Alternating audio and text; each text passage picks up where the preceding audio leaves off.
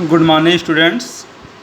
Today we will read about the mirror and types of the mirror. So actually in the previous video we have read about the plane mirror. So what is the mirror?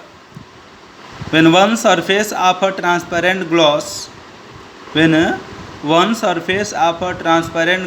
is polished with silver, तो this is called the mirror. यदि कोई भी हमारे पास एक glass, simple glass है, उसके एक side को हम लोग सिल्वर से पॉलिश कर लें तो वह कहलाता है मिरर। क्या कहलाता है? Mirror. That is called the mirror. अब यहाँ बात आती है टाइप्स ऑफ मिरर की। Specially that mirrors are divide in the two type. Mirror को हम लोग टू टाइप में डिवाइड करते हैं। There are two type of mirror. एक होता है हमारे पास प्लेन मिरर, सेकेंड होता है स्फेरिकल मिरर।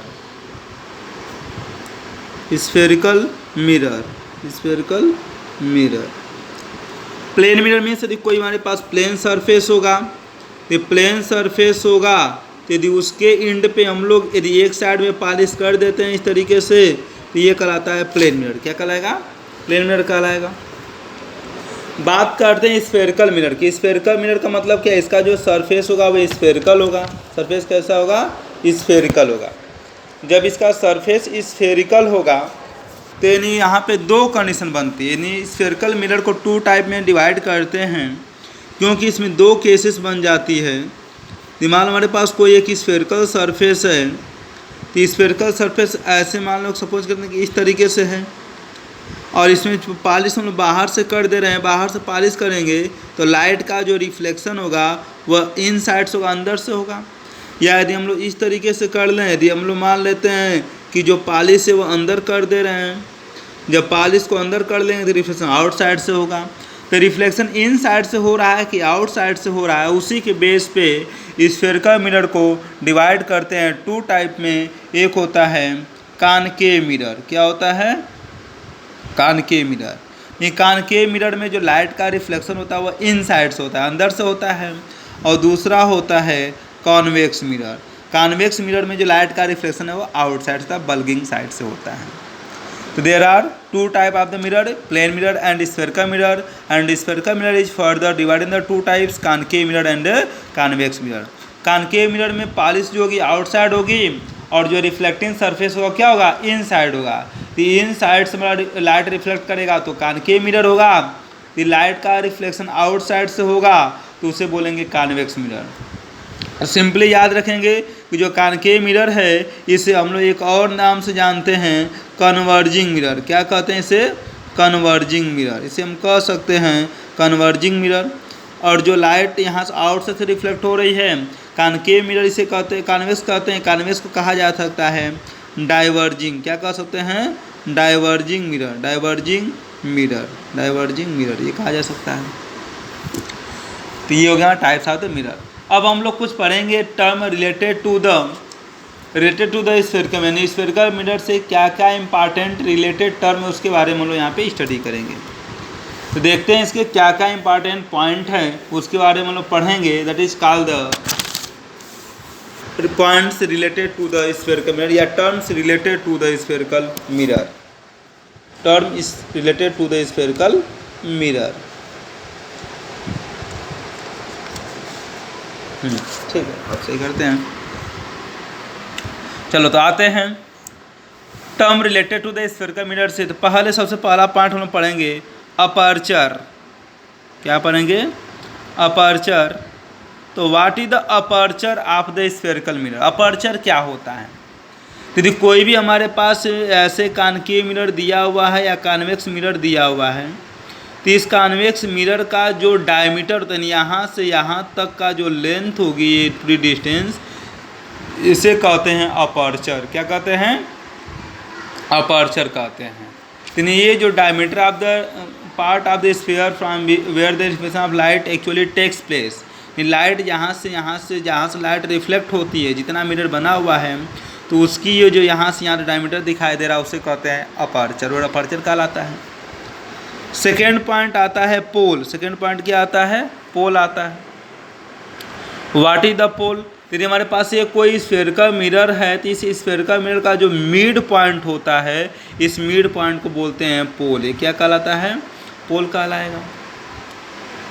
यानी the mid point of the aperture of spherical mirror is called the pole.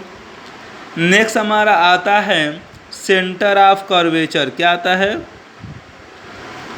Centre of curvature. Centre of curvature. Centre of curvature क्या होता है?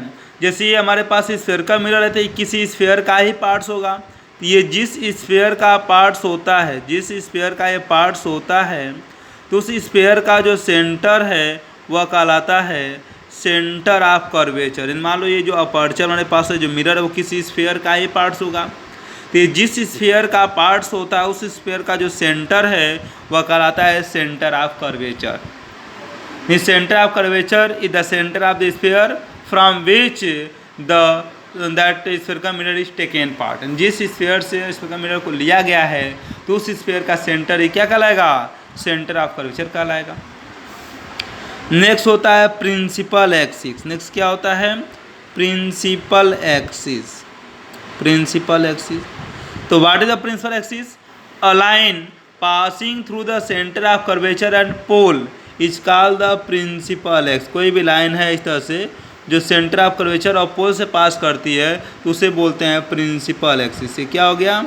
प्रिंसिपल एक्सिस हो गया। प्रिंसिपल एक्सिस हो गया। ठीक। नेक्स्ट है radius of curvature. Radius of curvature. Radius of curvature को टू टाइप से डिफाइन कर सकते हैं। पहला तो भी कह सकते हैं कि the radius of the sphere from which the mirror is taken is called the radius of curvature. ये जो स्फीयर इसका जो रेडियस है यहाँ से यहाँ, तो वही क्या कहलाएगा? रेडियस ऑफ कर्वेचर कहलाएगा।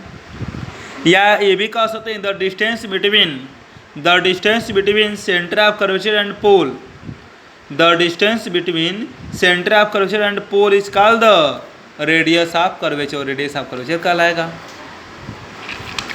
नेक्स्ट पॉइंट हमारा आता है फोकस। किसकी बात आती है? फोकस की। तो फोकस को हम लोग यहाँ पे रफली डिफाइन कर रहे हैं, फिर फोकस हम लोग इसको डिफाइन करेंगे अलग से।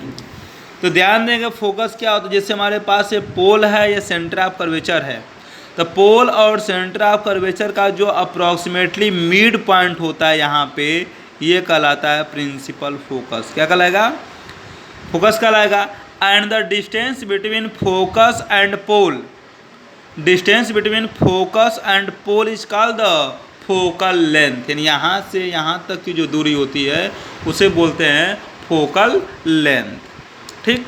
यानी फोकल लेंथ को हम लोग फोकल लेंथ की बात करते हैं। फोकल लेंथ को हम लोग स्मॉल एफ से डिफाइन करते हैं और स्मॉल एफ इक्वल टू होता है r/2। रेडियस ऑफ कर्वेचर क्या होता है? हाफ होता है। ठीक। तो ये सारे टर्म हो गए हमारे related to the spherical mirror.